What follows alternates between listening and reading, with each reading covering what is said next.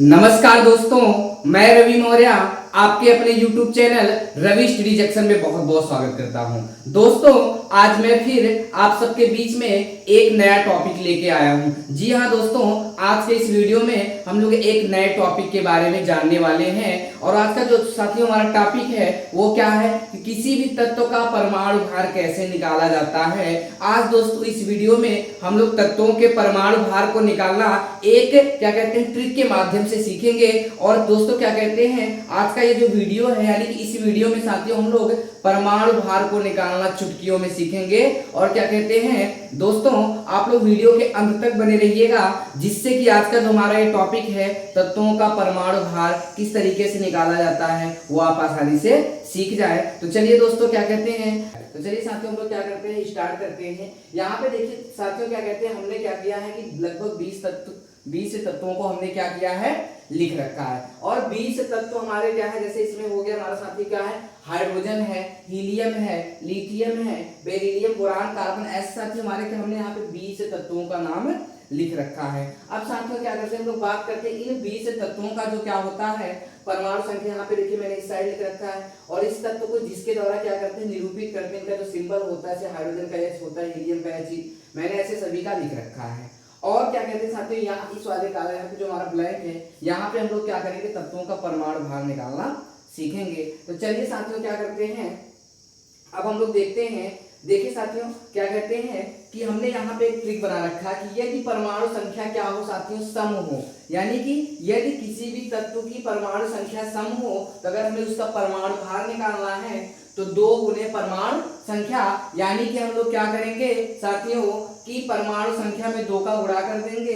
कब करेंगे, जब क्या होंगे तत्वों की परमाणु संख्या क्या होगी, सम होगी। तो हम क्या करेंगे उसमें 2 गुने परमाणु संख्या यानी उस तत्व की जो भी परमाणु संख्या होती है उसका गुणा करना है। जैसे देखिए साथियों हाइड्रोजन का तो आपका क्या होता है 1 चलिए। और जैसे देखिए हीलियम जो होता है साथियों, हीलियम आप देख रहे हैं ना, हीलियम क्या है, हीलियम का परमाणु संख्या जैसे मान लीजिए क्या है 2 है, तो परमाणु संख्या जब सम होता है तो क्या करते हैं 2 गुने परमाणु संख्या, यानी कि क्या हो जाएगा 2 गुने परमाणु संख्या कितना है 2, तो कितना आ जाएगा साथियों 4 आ जाएगा। कितना आ जाएगा साथियों 4 आ जाएगा।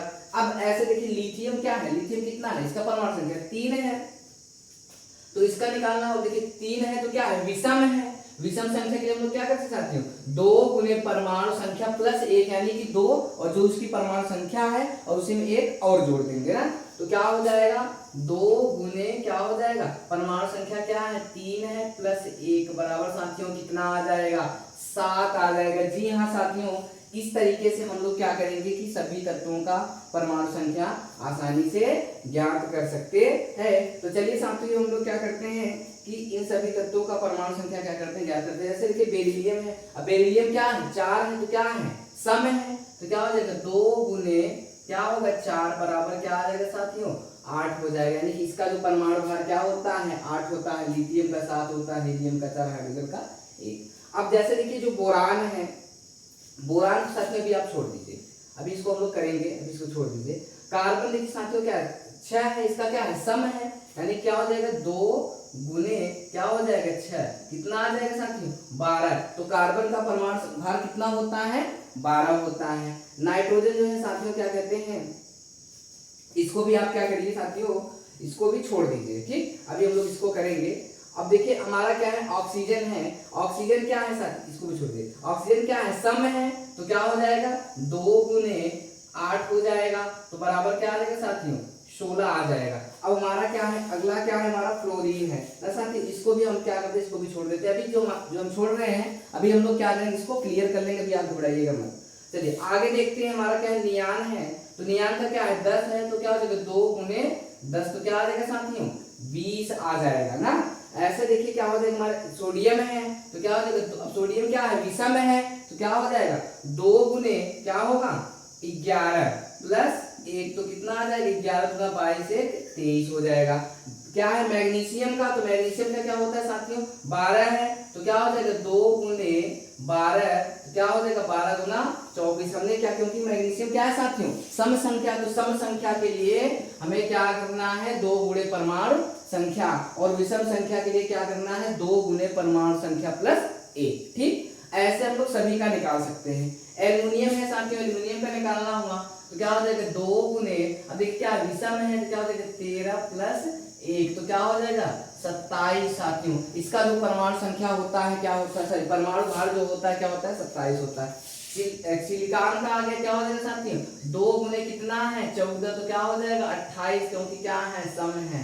आगे हम लोग देखते हैं फास्फोरस क्या है 15 है, तो क्या हो जाएगा 2 गुने क्या साथियों, क्या हो जाएगा साथियों 2 गुने 15 प्लस 1 बराबर क्या आ जाएगा 31 आ जाएगा। सल्फर है तो क्या हो जाएगा 2 गुना 16 बराबर क्या आ जाएगा साथियों 32 आ जाएगा।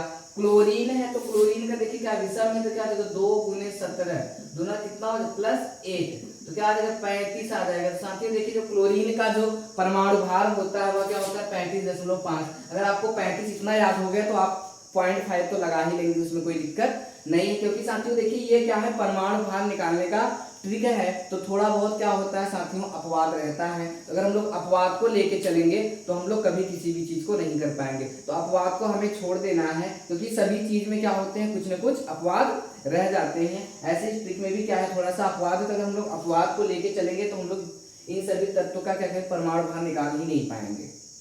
तो चलिए आगे देखते हैं। जैसे आर्गन है तो आर्गन का क्या होगा साथियों, जैसे देखिए अब ध्यान दीजिए आर्गन पोटेशियम कैल्शियम ये जो तीनों है, देखिए आर्गन का साथियों क्या होता है, देखिए ये तीनों को आपने समस्थानिक और समभारिक पढ़ा है। तो हम लोग क्या करते हैं, जैसे देखिए इसका क्या होता है साथियों 40 होता है, और इसका क्या होता है इसका भी लगभग 40 होता है, और आपका ये क्या है इसको हम लोग बना ही सकते हैं कैसे 2 गुने क्या हो जाएगा 20 गुना 40, और इसका क्या हो जाएगा साथियों 40 होता है, इसका क्या हो जाता है 39 होता है।